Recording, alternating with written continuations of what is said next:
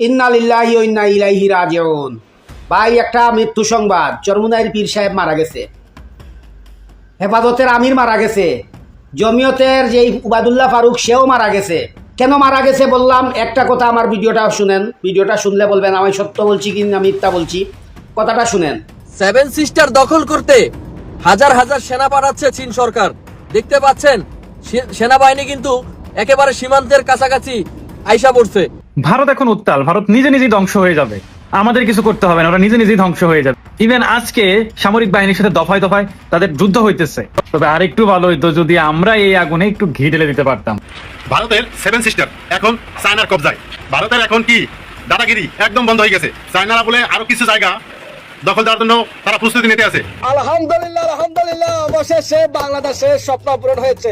দোয়া করবেন সবাই বাংলাদেশের জন্য। আলহামদুলিল্লাহ। ইতিমধ্যে ভারতের যে উস্কানি, ভাষা সৈনিক অধ্যাপক গোলাম আজমের ছেলে আব্দুল্লাহিল আজিম তিনি আবারও সেনাবাহিনীতে চাকরি পেলেন।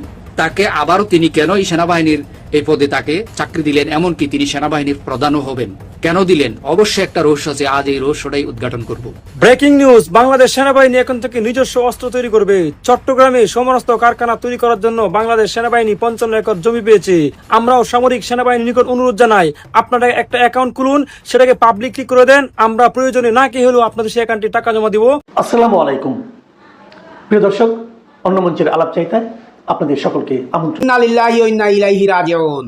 ভাই, একটা মৃত্যু সংবাদ। চরমুনাইর পীর সাহেব মারা গেছে, হেফাজতের আমির মারা গেছে, জমিয়তের যেই উবায়দুল্লাহ ফারুক সেও মারা গেছে, এবং কওমির বেশিরভাগ আলেম উলামা মারা গেছে। তারপরে খেলাফত মজলিসের আমির মারা গেছে।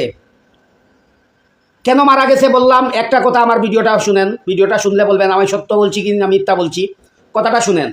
এই যে নাস্তিক ফারজানা, শান্তা ফারজানা, এরপরে শাওন, মাহি, চৈতালি, এদের বিরুদ্ধে উলামায়ে কেরাম যে কাজ করার কথা ছিল সেই কাজটা করলো একটা জেনারেল শিক্ষিত মানুষ, একজন যুবক তাদের বিরুদ্ধে মামলা করলো। কিন্তু উলামায়ে কেরাম তার বিরুদ্ধে মামলা করার প্রয়োজন ছিল, তারা মামলা করে নাই। তারা করেছে যত অকর্ম, কুকর্ম, ইসলামের বিরুদ্ধে। আমি মনে করি তারাই বেশি ষড়যন্ত্র করতেছে।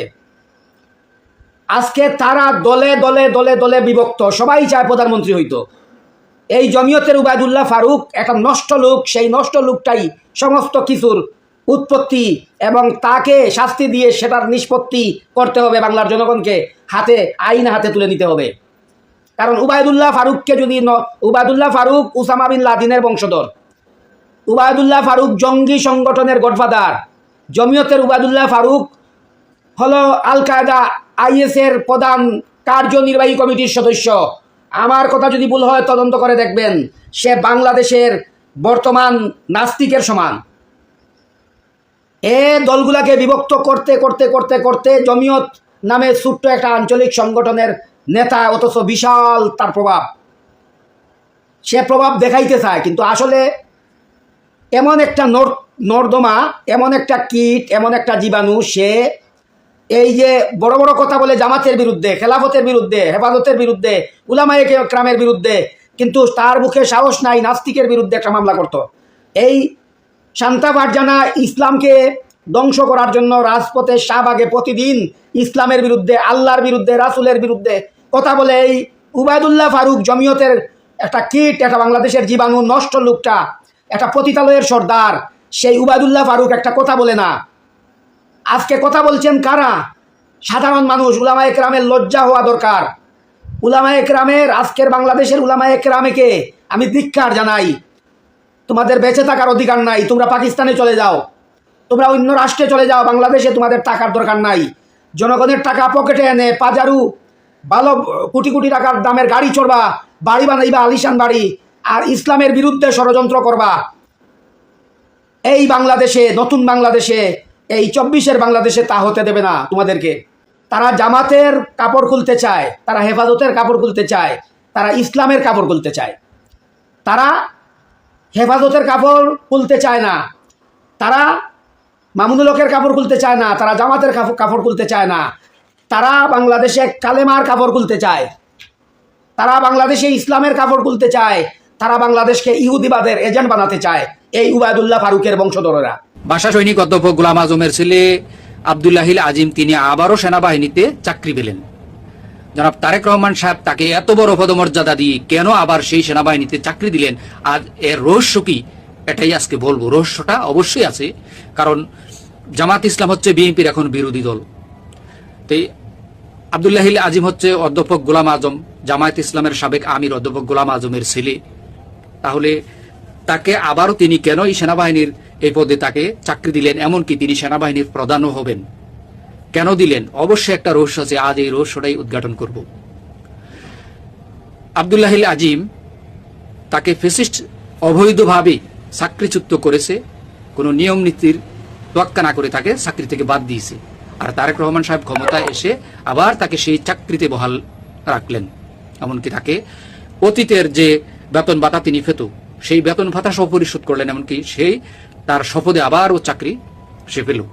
এর মূল কারণ হচ্ছে বেগম খালেদা জিয়া যখন 2001 সালে সরকার গঠন করেন, 4 বছর তার ক্ষমতা চলার পরই যখনই এই ক্ষমতার পালাবদলের হাওয়া বইতে শুরু করলো, 4 বছর পরই নির্বাচন, 1 বছর পরই নির্বাচন, তখন এই আব্দুল্লাহিল আজিম তিনি ছিলেন এই যে বাংলাদেশের যে সংবিধান বা গঠনতন্ত্র অনুসারে সেনাবাহিনীর যে নিয়ম নীতি অনুসারে আব্দুল্লাহিল আজিম সেনাবাহিনীর প্রধান হওয়ার কথা, কিন্তু তাকে সেনাবাহিনীর প্রধান বানানো হচ্ছিল না। তখন বিএনপির কিছু নেতৃবৃন্দ বেগম খালেদা জিয়াকে কান ফোড়া দিয়েছিল যে তিনি হচ্ছেন অধ্যাপক গোলাম আজমের ছেলে, আর অধ্যাপক গোলাম আজম জামাত ইসলামের সাবেক আমির, তাকে যদি সেনাবাহিনীর প্রধান বানানো হয় তাহলে তিনি জামাতের পক্ষেই কাজ করবেন, এমন কিছু কান ফোড়া দিয়েছিলেন বেগম খালেদা জিয়ারে। তখন বেগম খালেদা জিয়া তাকে সেনাবাহিনীর প্রধান না বানিয়ে আরো 2-3 জনকে টক্কি মইনুল আহমদকে ক্ষমতায় এই সেনাবাহিনীর প্রধান হিসেবে নিয়োগ দেয়। আর এই নিয়োগ দেওয়ার কারণেই বিএনপির উপরে অমাবিশ্বার রাত নেমে আসলো। কি পরিস্থিতি হয়েছে, বেগম খালেদা জিয়ার মেরুদণ্ড ভেঙেছিল তারেক রহমান সাহেবের, তার আজ সেই কথাগুলি মনে পড়েছে। যদি নিয়ম মাফিক সেনাপ্রধান হতো তাহলে এই অধ্যাপক গোলাম আজমের ছেলে আব্দুল্লাহিল আজিমি সেনাবাহিনীর প্রধান হতেন, কিন্তু তারা নিয়মের তোয়াক্কা না করে অধ্যাপক গোলাম আজমের ছেলে হওয়ার কারণে তাকে বাদ দিয়ে আরো 2-3 জনকে টক্কি মইনুল আহমদকে ক্ষমতা সেনাবাহিনীর প্রধান বানায়। আর সেই কারণে বিএনপির কি পরিণতি হয়েছিল, গোটা জাতির, শুধু বিএনপির নয়, শুধু বিএনপির যে সমস্যা হয়েছে তা নয়, 17 বছর গোটা জাতির যে দুরবস্থা দুর্গতি হয়েছিল শুধু বিএনপির কিছু নেতৃবৃন্দ বেগম খালেদা জিয়াকে কান ফোড়া দেওয়ার কারণেই হয়েছিল এই ঘটনাটা। সেজন্য আজ হয়তোবা তারেক রহমান সাহেবের সেই কথাগুলি মনে পড়েছে, সেজন্য অধ্যাপক গোলাম আজমের ছেলেকেই তিনি সেনাবাহিনীর মধ্যে তার শপথে বহাল রাখলেন, এমনকি ভবিষ্যতে তিনি পরবর্তী সেনাপ্রধান হবেন ইনশাআল্লাহ। ভয়ঙ্কর মহাজালের শিকার হয়েছে খোদ ভারত। ড্রাগন যখন শিকার করে তখন সে কোনো শব্দ করে না বন্ধুরা, সে একদম শেষ মুহূর্তের সবলটা মারে। সফর প্রায় শেষ, ঠিক সেই দিনই প্রধানমন্ত্রী দেশের উদ্দেশ্যে যেদিন প্রস্তুতি নিচ্ছিলেন, ঠিক তখনই বেইজিংয়ের গেট হল থেকে একটা ঘোষণা ভেসে এলো, যা আক্ষরিক অর্থেই পুরো দক্ষিণ এশিয়ার ভূরাজনীতিতে একটা পারমাণবিক বোমার মতো ফাটল। ঘোষণাটা কি ছিল? মিয়ানমারকে যুক্ত করে মিয়ানমারের ভিতর দিয়ে চীন বাংলাদেশ বাণিজ্য এবং ইকোনমিক করিডর চালু করা হবে। মুহূর্তের মধ্যেই পুরো বিশ্বের কূটনৈতিক মহল বুঝে গেল এটি কোনো সাধারণ রাস্তাঘাট বানানোর সহজ প্রজেক্ট নয়, এটি একটা বিশাল গেম চেঞ্জার। অনেকের মনে হতে পারে একটা কানেক্টিভিটি বা রাস্তা দিয়ে এমন কি হবে বা কি সম্ভব। না ভাই, এটা এই কানেক্টিভিটির আসল মানে বুঝতে সাউথ ব্লকের কর্তাদের রাতের ঘুম হারাম হতে বাধ্য হয়ে গেছে, বুঝছেন? এই করিডোর মানে হলো টোটাল মিয়ানমার হয়ে সোজা চীন, থাইল্যান্ড, লাওস, কম্বোডিয়া এবং ভিয়েতনামের এক বিশাল বাণিজ্যের দুয়ার বাংলাদেশের জন্য চিরতরে খুলে যাওয়া। আলহামদুলিল্লাহ, বাংলাদেশ এতদিন ভারতের পেটের ভেতর একরকম আবরুদ্ধ ছিল। আমাদের স্থলপথে অন্য কোনো দেশের সাথে সরাসরি বাণিজ্যের সুযোগ ছিল না বললেই চলে। কিন্তু আজ মিয়ানমারকে ব্যবহার করে চীনের সাথে যে সরাসরি পথ তৈরি হতে যাচ্ছে, তা বাংলাদেশের অর্থনীতিকে এক লাফে আসিয়ান বা পূর্ব এশিয়ার বিশাল হাইওয়ের সাথে যুক্ত করে দিল। এই করিডোরের সবচেয়ে বিস্ময়কর আর মাস্টার মাইন্ড দিক কোনটা জানেন কি? একটু বলি, সেটা হলো রোহিঙ্গা সংকট সমাধান। গত 7-8 বছর ধরে রোহিঙ্গা সমস্যার সমাধানে বাংলাদেশের গলার কাটা হয়ে আছে। আমরা সারা বিশ্বের দ্বারে দ্বারে ঘুরেছি, জাতিসংঘের কত কথা বলেছি, কিন্তু কোনো লাভ হয়নি। কারণ মিয়ানমারের জান্তা সরকার কারোর কথাই শোনে না। কিন্তু মিয়ানমার আসলে কার কথা শোনে? মিয়ানমারের জান্তা থেকে শুরু করে আরাকান আর্মি সবাই রিমোট কন্ট্রোল কিন্তু বেইজিংয়ের হাতে। যখন মিয়ানমার এই ইকোনমিক করিডোরের সাথে যুক্ত হয়ে যাবে, যখন তাদের নিজেদের ভূখণ্ডের উপর দিয়ে চীনের $1 ট্রিলিয়ন বাণিজ্য প্রবাহিত হবে, তখন মিয়ানমারকে শান্ত রাখা চীনের জন্য একটা ভূরাজনৈতিক বাধ্যবাধকতা হয়ে দাঁড়াবে। চীন খুব ভালো করেই জানে রোহিঙ্গা সমস্যা জিইয়ে রেখে এই মেগা করিডর সফল করা কোনো দিনের সম্ভব না। তাই এই করিডর চুক্তির মাধ্যমে বাংলাদেশ আসলে এক ঢিলে 3টা পাখি মারল। চীনের সাথে সরাসরি বাণিজ্যের পথ তৈরি হলো, ভারতের স্থল বাণিজ্যের উপর থেকে একক নির্ভরতা চিরতরে শেষ হলো, আর রোহিঙ্গার সমস্যার সমাধানের গ্যারান্টিটাও সরাসরি চীনের ঘাড়ে চাপিয়ে দেওয়া গেল। মাশাআল্লাহ, কি মাস্টার স্ট্রোক! এই করিডর কিন্তু শুধু অর্থনৈতিক নয়, এর সাথে জড়িয়ে আছে চরম সামরিক নিরাপত্তা। যখন চীনের পণ্য আর বিশাল বিনিয়োগ এই করিডর দিয়ে বাংলাদেশের মংলা বা চট্টগ্রাম সমুদ্র বন্দরে পৌঁছাবে, তখন এই পুরো রুটের নিরাপত্তা নিশ্চিত করা চীনের জন্য এক পরম দায়িত্ব হয়ে দাঁড়াবে বন্ধুরা। অর্থাৎ এই রুটের 2 প্রান্ত চীন এবং বাংলাদেশ দুজনেই একটা অলিখিত সামরিক ও কৌশলগত সুরক্ষার ছাদ উপভোগ করবে। আর এই পুরো স্থল যোগাযোগ যদি চীনের লজিস্টিক চেইনের সাথে কানেক্টেড হয়ে যায়, তবে ভারতের অবস্থা কি হবে একটু বুঝে দেখেন। ভারতের ভিতরে এখন রীতিমতো তোলপাড় শুরু হয়ে গেছে বন্ধুরা। তারা ভাবছিল হয়তো তিস্তা বা সরাসরি কোনো সামরিক চুক্তি নিয়ে আলোচনা হবে। তারা আমেরিকা আর পশ্চিমাদের সাথে মিলে ওগুলো আটকানোর সব প্রস্তুতিও ভারত নিয়ে রাখছিল। কিন্তু ঢাকা আর বেইজিং অত্যন্ত সুকৌশলে এই বিতর্কিত ইস্যুগুলোকে আপাতত সাইড লাইনে রেখে এমন একটা অর্থনৈতিক করিডর সামনে নিয়ে এলো, যেখানে কারোর আপত্তি করার কোনো মানেই রইবে না, পারবেই না, সুযোগই নাই। কিন্তু এই ইম্প্যাক্ট যে কোনো সামরিক চুক্তির চেয়েও কয়েক হাজার গুণ বেশি শক্তিশালী বন্ধুরা। বাংলাদেশ কেন এই বিকল্প রাস্তার জন্য মরিয়া ছিল সেটা বুঝতে হলে আমাদের একটু পিছনে তাকাতে হবে। চলেন একটু বুঝে দেখি। ভারত গত কয়েক মাস ধরে বলতে গেলে বাংলাদেশকে আক্ষরিক অর্থেই চেপে ধরে রেখেছিল। বর্ডারে পুশিনের মতো ঘটনাগুলো ঘটাচ্ছিল। একটা স্বাধীন রাষ্ট্রকে 4 দিক থেকে চেপে ধরে শ্বাসরোধ করার এই যে তাদের চেষ্টা, তা থেকে বাঁচতে বাংলাদেশের একটা বিকল্প লাইফ লাইন খুব দরকার ছিল। আমাদের এমন একটা ভিন্ন রুট দরকার ছিল যেখানে সহজে বাণিজ্য করা যায়।